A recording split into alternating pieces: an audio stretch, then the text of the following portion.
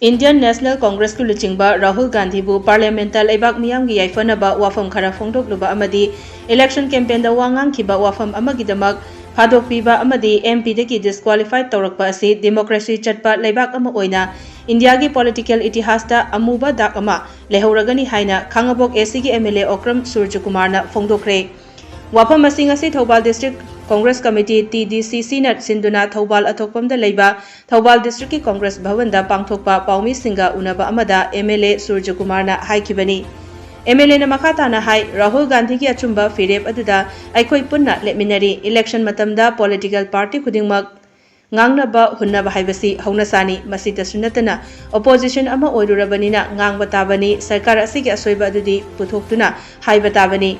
Democracy ki mapangal kanhange hairagadi opposition mapangal kanba mathau tai hairaduna election matamda political party singna ngangnariba mayam asi loina defamation taunaragadi leibak asidi kari oigani haiki political ga mari lainaba case di masing thingamdana leiri adubu Rahul Gandhi ki case asidadi nongmada pulap loisilaga chahi ani fadokpi khiba nonganbaga lautunaba manba mawongda MP oibadagi disqualified tawkiba numit humni mari ni leiraga mahaki quarter dagi Thokinaba tawrakpa haibasi achumba haiba yadaba democracy da wangangba nganghandanaba honabani press ki miyoi sing fauba machin menaba honarakle haina miyamna hainariba asini hairaduna congress ki member khudimakna Rahul Gandhi ki achumba gi damak lepkani haiki ngasi ki paugi mifamaduda Manipur Pradesh Congress Committee gi maru oiba member sing Thoubal District Congress Committee gi president vice president sing secretary sing amadi atai member sing su saruk yaki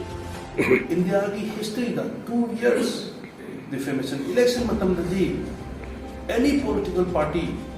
India da oiro atop India da atop station da oiro India ki country ki oina torop oiro atop country da even European countries in da America da ngana da banate China da banate akoi opposition ma oirga di ngama tabdi sarkar tu nang na tosi soire hai hai bata democracy mapangan kalhan gi hai bata di mayam hai na akoi opposition mapangan kan batai aduna Rahul Gandhi na matam da mahak hai bi Modi mayam sing se Modi se maming pallaga na hai Modi XYZ Modi se maming palag hai bane Prime Minister da min tawdi Prime Minister na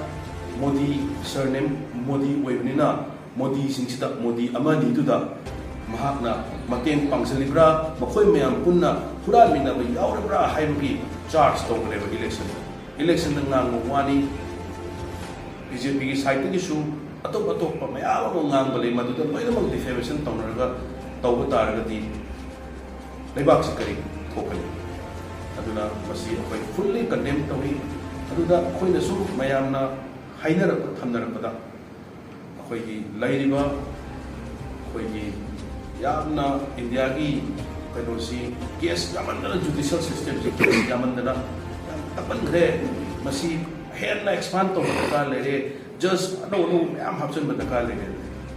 akoi Manipur da hujik MPU election petition case yamam lairiba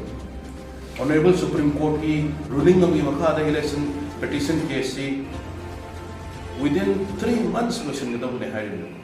But Rahul Gandhi ki dadi ako'y nung mada pulap lo siya laga nililita pulap lo siya laga MP dadi bok opportunity of being heard po kita lang miyoy ba mahawag yung opportunity of being heard po mo da biba nang hota na kudak pre-plan ng magi chowa sajin naman lay have said ako'y masina politically ako'y nabura ba matunda masigi ako'y flag day hay na mamangga su ako'y